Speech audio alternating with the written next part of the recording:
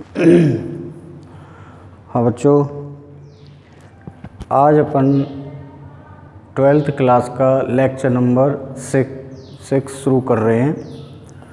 तो पिछले जो 5वां लेक्चर था अपना, उस 5वें लेक्चर तक अपन ने क्या पढ़ा था?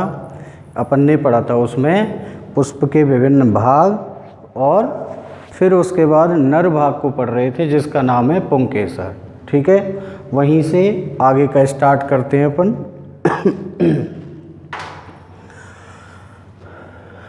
देखिए, हमने यहाँ क्या लिया था? पुंकेसर। पुंकेसर के एक जो डायग्राम बनाया था हमने, इस तरीके से था। और इसके कितने भाग पढ़े थे हमने? फिलामेंट, कनेक्टिव और एंथर। ये इनके अंग्रेजी नाम है, साथ के साथ बोले मैंने। पोतंतु, योजी और परागकोश। नेक्स्ट, सबसे पहली बात ये है कि जो पुंकेसर होता है, अब जो पुंकेसर यहाँ तक हमने पढ़ा है, अब उससे आगे चलते हैं। पुंकेसर है, इसको क्या कहते हैं? इसको कहा जाता है लघु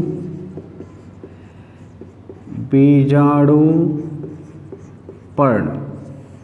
ये पुंकेसर का ही क्या है? दूसरा नाम। पुंकेसर को क्या कहते हैं? लघु बीजाणु पर्ण। अब लघु बीजाणु पर्ण पुंकेसर को क्यों कहा जाता है, ये समझते हैं अपन पहले। 11th क्लास में हमने पढ़ा था कि बीजाणु है ना, 11वीं क्लास में बीजाणु शब्द पढ़ा है। जैसे हम टेरिडोफाइट में या अनावृत बीजी यानी जिम्नोस्पर्म में ये सब पढ़ते हैं। तो बीजाणुओं का निर्माण किस में होता है? बीजाणु धानी में।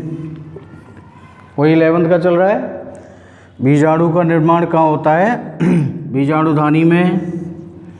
बीजाणु धानी जिस संरचना पर विकसित होती हैं उनको कहते हैं बीजाणु पर्ण। क्या कहते हैं? बीजाणु पर्ण कहते हैं। किनको कहते हैं? फिर से समझिए। बीजाणु क्या है?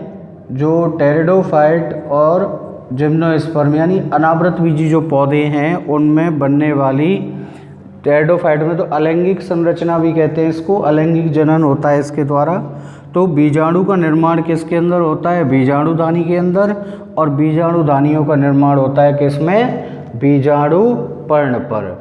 ठीक है, बीजाणु पर्ण माने पत्ती, और बीजाणु यानी ऐसी पर्ण या ऐसा प्ररोह का भाग जिसमें किसका निर्माण हो रहा है? बीजाणु धानी का और बीजाणुओं का। ठीक है, अब आवृत बीजी सब जो पौधे हैं उनमें क्या होता है? नर के लिए शब्द यूज किया जाता है लघु, और मादा के लिए शब्द करते हैं गुरु, है ना। यानी आवृत बीजी पौधों में नर के लिए लघु शब्द का उपयोग किया जाता है और मादा के लिए गुरु शब्द का उपयोग किया जाता है। अब हम पुंकेसर जो हमने यहाँ लिखा हुआ है, ये आवृत बीजी पौधों के पुष्प की कौन सी संरचना है? नर जननांग वाला भाग है, ये वाला। कौन सा भाग है? नर जननांग। तो नर के लिए शब्द क्या आ जाएगा? लघु। ठीक है, तो जब पुंकेसर में जो बीजाणु बनेंगे क्या शब्द लग जाएगा? लघु शब्द लग गया, लघु बीजाणु बन गया। ऐसे ही बीजाणु धानी में भी क्या शब्द लग जाएगा? लघु। और फिर आगे चल के इसमें भी क्या शब्द लग जाएगा? लघु, है ना। यानी अब क्या हो गया? लघु बीजाणु का निर्माण लघु बीजाणुधानी में होता है, और जो लघु बीजाणुधानियाँ हैं वो किस पर बनती हैं? लघु बीजाणु पर्ण पर। फिर देखिए, लघु बीजाणु जो शब्द लिया है यहाँ पर वो लेते हैं किसके लिए? परागकण के लिए। ठीक है, यानी नर जननांग वाले भाग में जो बीजाणु सूक्ष्म आकार की संरचनाएं बनती हैं उनको क्या कहते हैं? परागकण भी कहते हैं। तो इसका मतलब क्या हो गया? इनका निर्माण किस में हो रहा है? इसमें। इसका मतलब परागकण का निर्माण किस में होता है? पराग कोश में। तो लघु बीजाणुधानी क्या हो गई? परागकोश।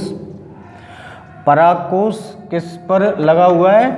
पुंकेसर पर। ये पुंकेसर की संरचना है। तो इसका मतलब लघु बीजाणु पर्ण क्या हो गया? पुंकेसर हो गया। ठीक है, तो यही हम बता रहे थे कि जो पुंकेसर होते हैं उनको लघु बीजाणु पर्ण भी कहते हैं। उसका कारण क्या है कि इनमें जो नर जननांग वाला भाग है इनमें लघु बीजाणु या परागकणों का निर्माण होता है, और परागकणों का निर्माण या लघु बीजाणुओं का निर्माण होता है किसमें? परागकोश में, जिसे लघु बीजाणुधानी भी कहते हैं। और ये लघु बीजाणुधानी जिस संरचना पर लगती है उसको क्या कहते हैं? पुंकेसर या लघु बीजाणु पर्ण। ठीक है, तो कुल मिलाकर के हमने यहाँ पे लघु बीजाणु पर्ण जो शब्द है उसका अर्थ समझा है। चलिए अब आगे चलते हैं।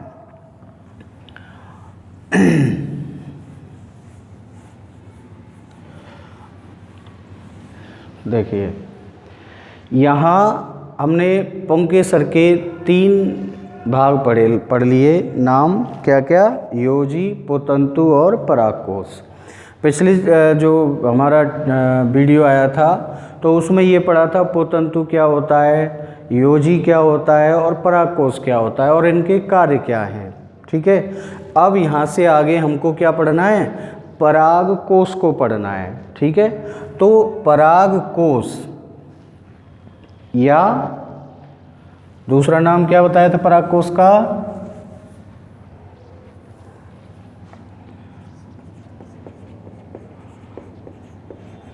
परागकोश या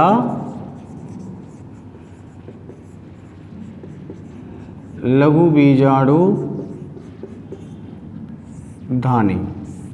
ठीक है, सबसे पहले हमने जो नॉर्मल संरचना पढ़ी है, अब हम केवल परागकोश की संरचना पढ़ रहे हैं। बाह्य संरचना देखते हैं। एक परागकोश की स्थिति क्या होती है? चित्र बनाते हैं सबसे पहले।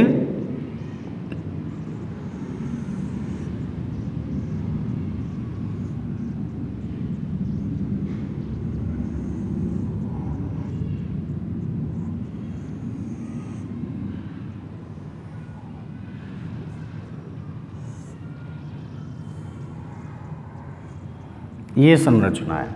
ठीक है, अब इसमें परागकोश वाला भाग हो गया। ये इस परागकोश के अंदर आप देख रहे हो, ये सबसे पहली बात इसकी जो विशेषता होती है वो क्या होती है? ये कैसा होता है? पालित होता है, या इसको हम क्या कहते हैं? द्विपालित। क्या हो गया?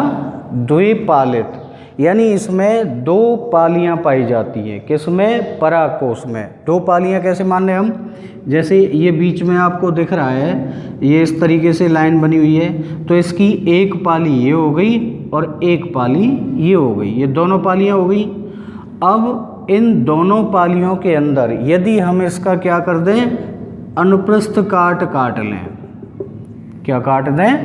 अनुप्रस्थ काट। क्या होता है अनुप्रस्थ काट? देखिए, किसी भी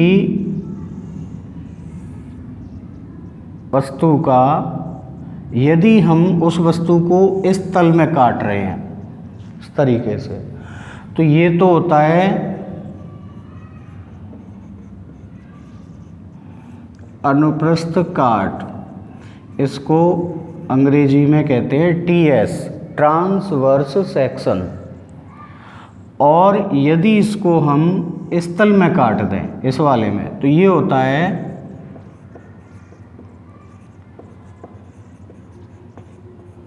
अनुदैर्ध्य काट, जिसको अंग्रेजी में एलएस कहते हैं।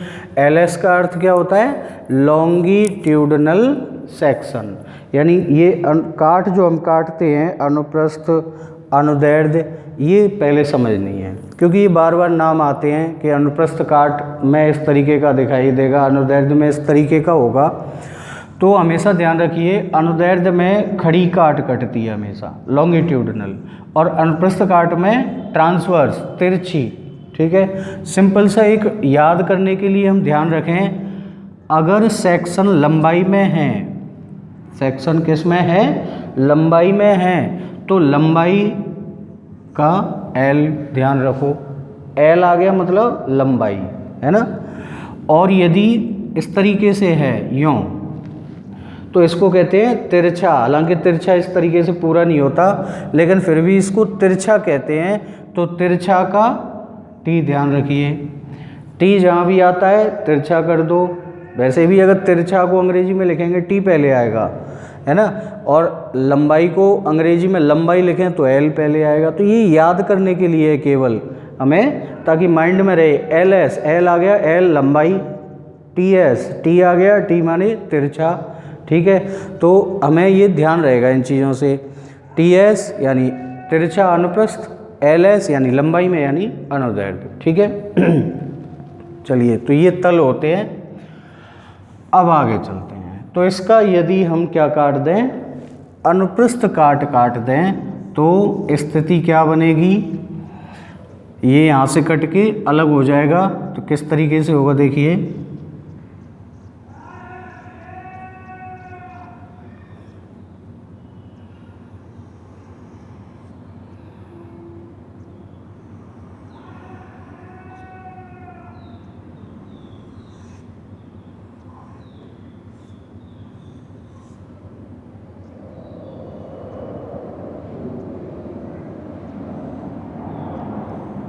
इस तरीके से।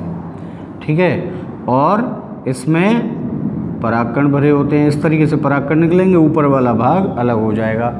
तो कहने का मतलब ये है कि जो परागकोश होते हैं वो कैसे होते हैं? द्विपालित। इसको यहाँ से काट दिया, अब हमें दो पालियाँ स्पष्ट दिखाई दे रही हैं, दिखाई दे रही है ना, स्पष्ट दिखाई दे रही है। ये दोनों इसकी क्या हो गई? पालियाँ हो गई। दूसरा एक विशेषता क्या है? प्रत्येक पाली में दो लघु बीजाणुधानी होती हैं। मतलब क्या हो गया? ये एक पाली, इसमें लघु बीजाणुधानी कितनी होंगी? दो। और एक ये पाली, इसमें लघु बीजाणुधानी कितनी होंगी? दो। यानी कहने का मतलब, अगर इसको देखा जाए तो ये बीच में अंदर की साइड दो भागों में बटा होता है, इस तरीके से, है ना। तो एक भाग ये हो गया, दूसरा ये हो गया, तीसरा ये हो गया, चौथा ये हो गया। इसका मतलब जो द्विपालित है, तो पूरे परागकोश में कितनी कोष्ठ हैं? 4 कोष्ठ उपस्थित होते हैं। 4 कोष्ठ का मतलब जो कोष्ठ है उनको क्या कहेंगे? बीजाणुधानी कहा जाता है। ठीक है बेटा, तो कुल मिला के हमें परागकोश की अभी सिर्फ बाह्य संरचना देखी है। इसमें क्या होता है, दो बातें हमेशा ध्यान रखिए परागकोश के लिए। एक पहली जो बात है वो कौन सी है? परागकोश द्विपालित होते हैं। और दूसरी बात कौन सी ध्यान रखनी है? प्रत्येक पाली में 2 कोष्ठ या लघु बीजाणुधानी होती हैं। तो एक परागकोश में कुल लघु बीजाणुधानी या कोष्ठ कितने हो गए?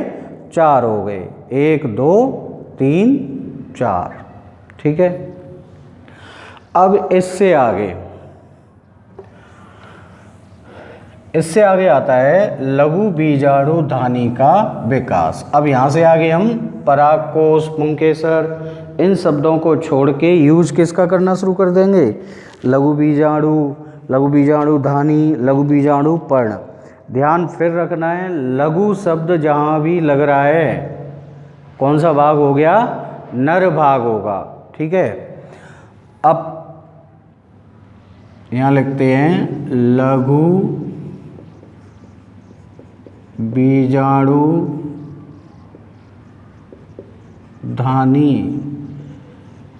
का विकास। ओके, देखिए यहाँ पे आपको थोड़ा सा ध्यान देना पड़ेगा लघु बीजाणु धानी के विकास में, क्योंकि इस ध्यान देने वाली बात इसलिए है इसमें क्योंकि इसमें मुख्य जो काम है वो विभाजनों को ध्यान रखने का है। किसका है? विभाजनों को ध्यान रखने का। तो इसलिए हमें इस चीज़ का बहुत विशेष ध्यान रखना है। सबसे पहली बात ये है कि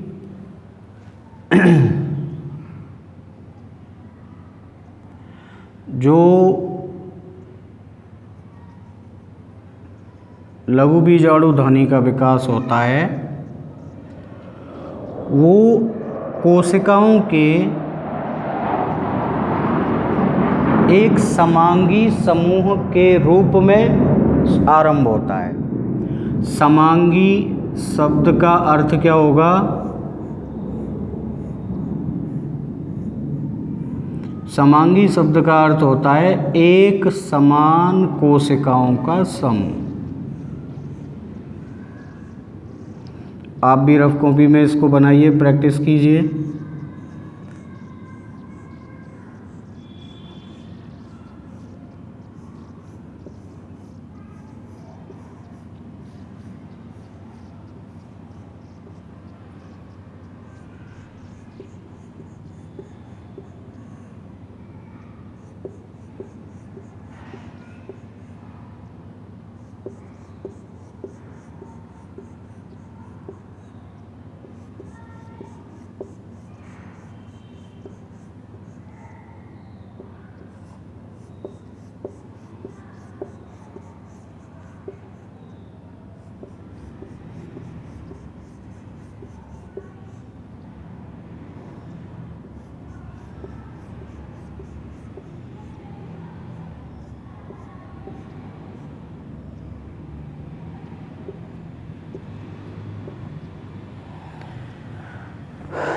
देखिए, सबसे पहली बात तो ये है कि ये जो चित्र बना दिया है हमने, ये है किस चीज़ का, और ये जो डायग्राम बनाया है ये कहाँ, ये संरचना कहाँ पाई जाती है? परागकोश का, पुंकेसर का जब विकास हो जाता है किसी भी पुष्प पे, मान लीजिए पुष्पासन है ना, और यहाँ क्या लगा हुआ है? ये अंडक वाला भाग लगा हुआ है। तो पुंकेसर यहाँ तक विकसित हो गया, पुतंतु बन गया, योजी बन गया। अब इससे आगे विकास किसका होना है? पुतंतु बन गया और यहीं पे योजी वाला भाग बन जाता है, मान लीजिए चौड़ा भाग योजी हो गया चल के। तो अब यहाँ से आगे विकास किसका होगा? इस शीर्ष पर विकास होना है किसका? परागकोश का, है ना, लघु बीजाणु धानी का। परागकोश का मतलब लघु बीजाणु धानी का। तो सबसे पहली बात ये है कि इस डायग्राम में हम ये बता रहे हैं कि जब कोई भी संरचना पुंकेसर या पुतंतु के ऊपर जब परागकोश का निर्माण या एंथर का निर्माण या लघु बीजाणु धानी का निर्माण आरंभ होता है तो सर्वप्रथम क्या होगा? कोशिकाएं विभाजन करती हैं और विभाजन करने के बाद एक पुंकेसर के शीर्ष पर उभारनुमा संरचना बनाएंगी। एक घुंडी नुमा संरचना है, उभार नुमा संरचना। उस उभार नुमा संरचना जो कि परागकोश की प्रारंभिक विकास की स्थिति है, उसी का चित्र है, उसी की आंतरिक संरचना है, उसका सेक्शन काट के उसका डायग्राम है ये। ठीक है, समझ में आ गया ये किसका है? तो ये जो चित्र हमने बनाया है इस लघु बीजाणु धानी या परागकोश के विकास की प्रारंभिक अवस्था में किसका निर्माण होता है? एक समांगी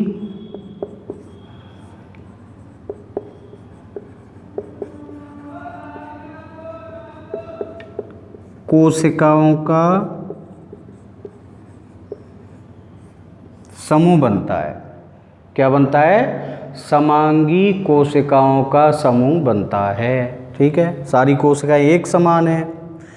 अब इसके बाद में क्या होता है कि इन कोशिकाओं में से चारों कोनों पर ये वाली कोशिकाएं कैसी हो जाती हैं? विभज्योतकी हो जाती हैं। कैसी हो जाती हैं? विभज्योतकी। विभज्योतकी का मतलब जानते हो? जिन कोशिकाओं में विभाजन की क्षमता होती है उनको विभज्योतकी कहते हैं। अब विभज्योतकी जब हो जाएगी तो अब हम केवल इतने भाग का चित्र बनाएंगे, आधे का, नीचे वाले का नहीं बना रहे, क्योंकि एक कोशिका का विकास पढ़ेंगे उसी तरीके से इन चारों कोशिकाओं का विकास चलता है। तो जैसे यहाँ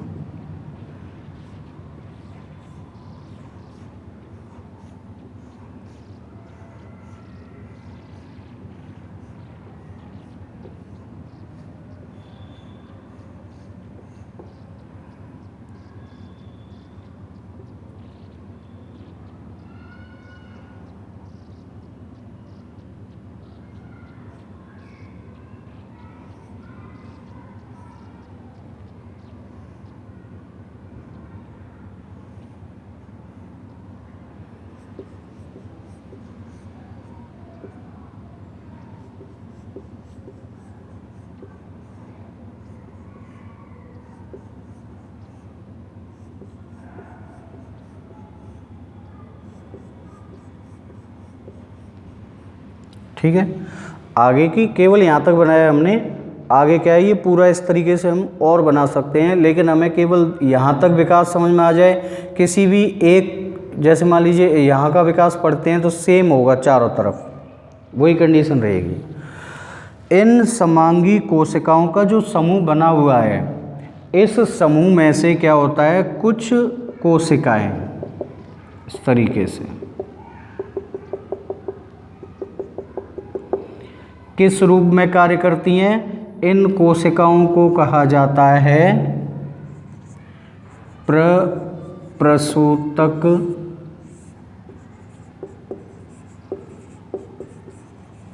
कोशिका, और ये स्तर कहलाता है बाह्यत्वचा। फिर से दोबारा समझते हैं। ये जो संरचनाएं हैं तो परागकोश या लघुबीजाणु धानी के निर्माण की प्रारंभिक स्थिति में विकास की में क्या होता है, पुंकेसर का जो पुतंतु होता है उसके ऊपर समांगी कोशिकाओं का एक समूह बनता है ना, तो वो एक घुंडी समान संरचना के रूप में विकसित होता है। वो क्या है, एक समान कोशिकाओं का निर्मित एक पिंड, एक अविभेदित संरचना। उस संरचना की जो स्ट्रक्चर आती है वो इस तरीके से आएगी। यदि हम उसका सेक्शन काट के अध्ययन करें तो वो इस तरीके का आएगा। अब ये हमने लिख दिया समांगी कोशिकाओं का समूह, ये विकास यहाँ से प्रारंभ होता है। इस समांगी कोशिकाओं का जो समूह होता है उसको चारों ओर से एक कोशिकाओं का स्तर घेरे रहता है। ये आपको दिख रहा होगा, बाहरी एक स्तर, जिस एक स्तर को कहते हैं बाह्यत्वचा। 11वीं क्लास में पढ़ा है। किसी भी पादप ऊतक का सबसे बाहरी एक स्तर, एक स्तरीय संरचना क्या कहलाती है, बाह्यत्वचा कहलाती है। तो ये बाह्यत्वचा हो गई। बाह्यत्वचा के नीचे अंदर की ओर क्या पाई जाती है, अधः त्वचा पाई जाती है, जिसको कहते हैं हाइपोडर्मिस अंग्रेजी में। तो कुछ अधः त्वचीय कोशिकाएं विभज्योतकी होकर के किस रूप में कार्य करती हैं, प्रप्रसूतक कोशिका के रूप में कार्य करती हैं। ठीक है।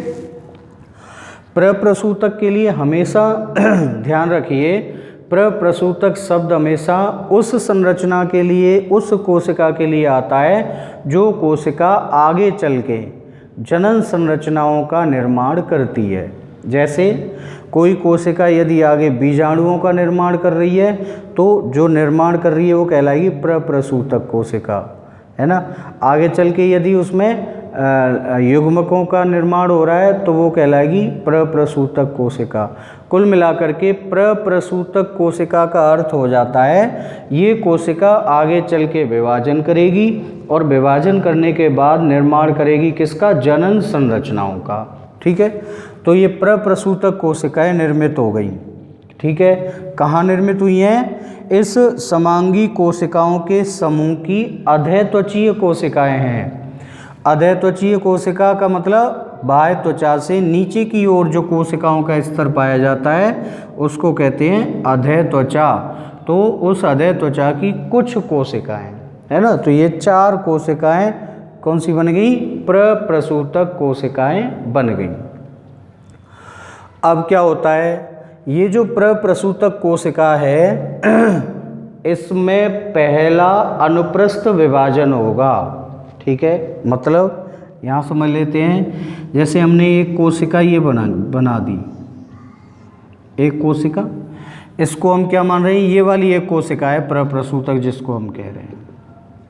ठीक है, अब हम कह रहे हैं इसमें कौन सा विभाजन होगा? पहला अनुप्रस्थ विभाजन। अनुप्रस्थ विभाजन का मतलब ये विभाजन हो गया। तो इससे क्या होगा? एक कोशिका ऊपर की ओर यानी बाहर की ओर बनी और एक कोशिका नीचे की ओर यानी अंदर की ओर बनी, है ना। ये मान लीजिए, अब हम यहाँ ले लेते हैं, यहाँ ले लेते हैं किसी भी एक कोशिका को। यदि मान लो ये वाली कोशिका विभाजित हो जाए इस तरीके से, तो एक बाहर की तरफ कोशिका बनेगी और एक अंदर की तरफ कोशिका बनेगी, है ना। तो स्थिति क्या बनेगी? एक प्रप्रसूतक कोशिका विभाजित होकर के कितनी कोशिकाएं बना रही है? 2। ये 2 ऐसे इधर वाली 2 बन गई। सब में एक समान होगा, चारों में। पहले एक थी, एक अनुप्रस्थ विभाजन हुआ, कितनी कोशिकाएं बन गई? 2। ऐसे ही एक विभाजन इसमें हुआ, कितनी बन गई? 2। ऐसे ही एक विभाजन यहाँ होगा, 2 बनेंगी, एक यहाँ होगी, उसमें भी 2 बनेंगी, 2 कोशिकाएं बन गई। अब ये जो 2 कोशिकाएं बनी हैं, इनमें इनको नाम क्या दिया जाएगा? जो कोशिका बाहर की तरफ बनी है, बाहर वाली, उसको कहते हैं प्राथमिक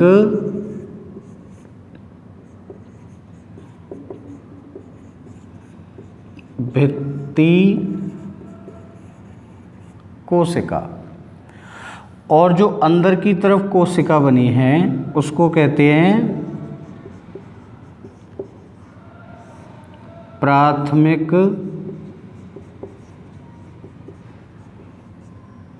बीजाणुजन कोशिका। यानी अभी हमने कुछ भी ऐसा विशेष नहीं पढ़ा है जिसमें कन्फ्यूजन हो। सिंपल सी बात है कि समांगी कोशिकाओं में, जो समांगी कोशिकाओं का समूह है, उसमें क्या होता है? जो प्रप्रसूतक कोशिकाएं होती हैं विभज्योतकी, इनमें पहला एक अनुप्रस्थ विभाजन होने से 2 कोशिकाएं बनती हैं। बाहरी कोशिका को प्राथमिक भित्ति कोशिका कहते हैं और भीतरी कोशिका को प्राथमिक बीजाणुजन कोशिका कहते हैं। ठीक है, अब क्या होगा आगे? आगे के चित्र में और भी कम कर देंगे। अब हम केवल इतना भाग बना लेते हैं, आधा जो इसमें होगा वही सब में होगा। ठीक है, तो वे मतलब टाइम वेस्ट नहीं करते। अब स्थिति क्या बनेगी?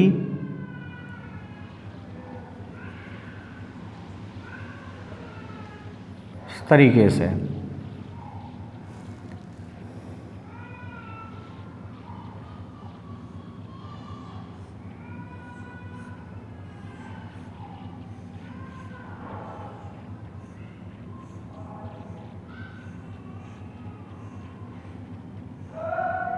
यहाँ तक।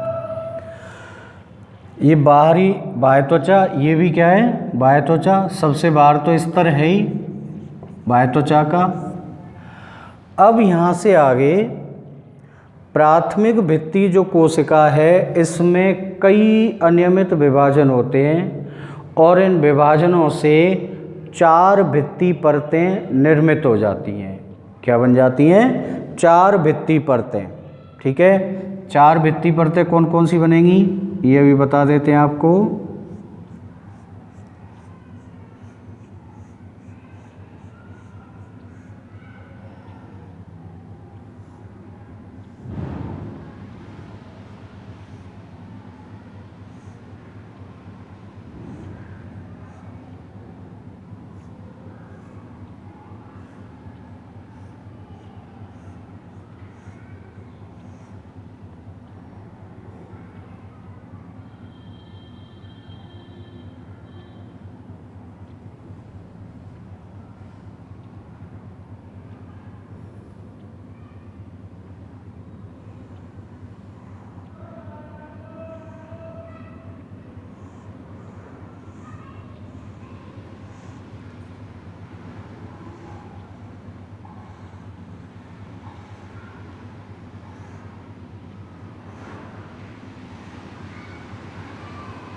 ध्यान देना, हमेशा ध्यान रखिए जब भी चित्र बना हुआ बायोलॉजी का तो उसमें आपको क्या करना है, कलर 2-3 कलर यूज करने हैं। उससे क्या हो जाता है, हमें जो भी संरचना है वो स्पष्ट विभेदित हो जाती हैं।